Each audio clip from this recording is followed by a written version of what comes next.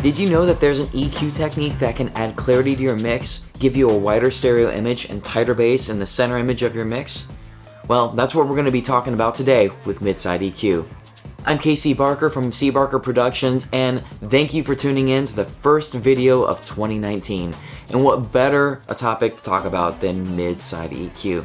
But before we dive into that, I want to talk first a little bit about the origin of Midside, which actually started off as a miking technique. Now, this mic technique was patented by Alan Blumlein in the 1930s, and if you're really familiar with your miking techniques, then Blumlein should sound pretty familiar. In fact, Alan Blumlein was one of the people who pioneered stereo sound to begin with. Now, Midside miking technique is both simple and complex all kind of at the same time. It's simple in execution, but it's difficult from the standpoint that it needs to be decoded. So we'll go over it really quickly because I think once you understand the miking technique, it'll help you understand the premise behind the EQ technique. So what I'm going to do is I'm going to grab my rusty trusty ribbon mic. And the reason I'm using a ribbon mic is because it is inherently by nature or by design figure of 8. And that is the side portion of the Midside miking technique. And so what you do is, let's say the camera that I'm looking at right now is the instrument source. Maybe it's a guitar player or a drum kit.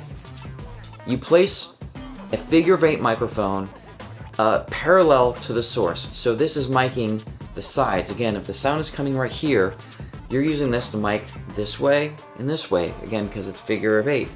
Then what you'll do is you take a cardioid microphone that is, pointing in one direction, and you face it towards the source. Now, this is where you get the mid, I should say here, and then the sides. Now, that's the easy part. The difficult part is that miking technique needs to be decoded, which means you take the side microphone that you record and you make a copy of it. And you take one side, pan it hard to the left, and you take the copy of it, pan it hard to the right, but then you flip the phase. So now you've got this kind of like out of phase representation of it picking up one side versus the other, and then you can blend the center in with the left and right. Now you've got this cool relationship where you can add center image or pull it away, and you can adjust the amount of this cool wide stereo sound.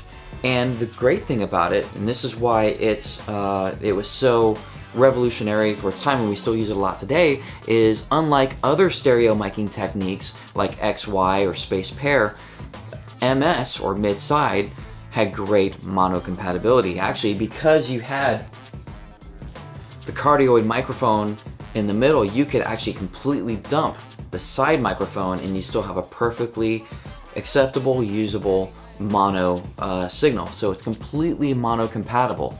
So that's awesome.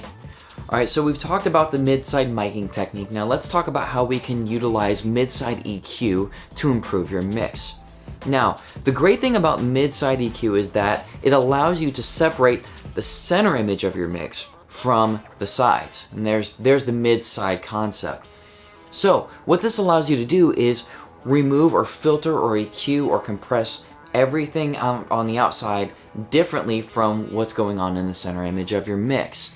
And this offers a lot of control, and I'll give you an example from a mix that I just recently did for a very large music manufacturer for a product promo that they're releasing in 2019. The gist of the mix was this. I was given a bass heavy drum loop as kind of like the driving force behind the track, as well as a bass guitar track, and then a bunch of other guitars, both electric and acoustic. And some keys and pianos and stuff like that, but not much. So here's the problem that I ran into with that mix, is that normally when I deal with a normal drum kit, I can keep, the kick and the bass right in the center image, right? Because, kick drums are mono instruments, I can keep, and so is a bass, and I can just keep that right in the center.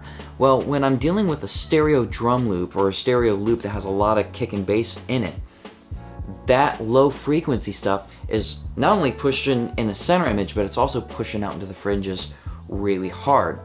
Well, the problem that creates is that Everything else that I wanted to push to the left and right, like guitars and piano, is now getting overpowered by the low end of this drum and bass loop that I've got going on. So how I dealt with that was by using mid-side EQ. And for that, I was using iZotope's Ozone because it's got a great MS EQ built right in. And so what I was able to do is take the EQ that was on my entire 2 mix, switch it into MS mode, and then address the sides of my mix completely independently. And what I was able to do is take the roll off, the high pass filter that rolls all the low end out, and move it up a lot higher. Because let's think about what was on the left and right channels. There's primarily guitars and keys, which doesn't need or have a whole lot of information below 80 Hertz anyway. So it allowed me to roll off all that low end rumble and boom and stuff like that I was getting from that drum loop out of the left and right image, and it just completely cleared everything else up. Where before my guitars were getting completely swallowed up by this rumble, I can now hear them completely perfectly. And what that did was focused all the low end back into the center image, back where I like it and where most of us are used to hearing it in the first place. So let's go over the positives of mid-side. Mid-side can add clarity, and it can help strengthen and tighten up the bass in the center of your stereo image. And that's awesome. Anytime you can make a mix sound bigger and wider and then tighter in the center, that's a good thing. Now, let's talk about the potential downsides, which is mid-side is really kind of playing some phase tricks in order to do what it's doing.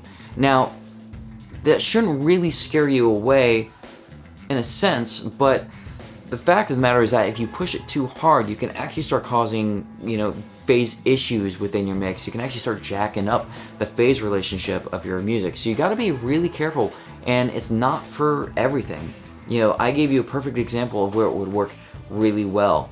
Another example would be is if you're taking your drum tracks and you're putting a lot of verb on them, or you're putting the entire kit in a room per se, and now your mono kick drum is being pushed through a stereo effect that's now pushing that low end into the fringes, and it could start muddying or mucking things up. So you got to be really careful about the phase relationship when you're doing mid-side. All right, now having said that, I will say this. Just about any song will benefit from a little bit of mid-side EQ processing, and honestly there's probably a lot of mastering engineers who are doing it anyway, and they might not even be telling you about it. But if you use your ear and you're really discerning about it, I've always been able to improve a mix a little bit better than what it was before by applying a little bit of mid-side EQ. Alright guys, it's time for me to sign off now, but thanks for helping me kick off 2019 with some fresh new content. If you found this video helpful in any way, please hit the like and subscribe button, and also check out CBarkerProductions.com where I've got more content like this, and I've also got a newsletter that will send you an email anytime any new free content drops. So head over there, sign up for the newsletter, and just check out all the free content that I've got there. Thank you again for watching, and we will catch you on the next one. I'm Casey Barker.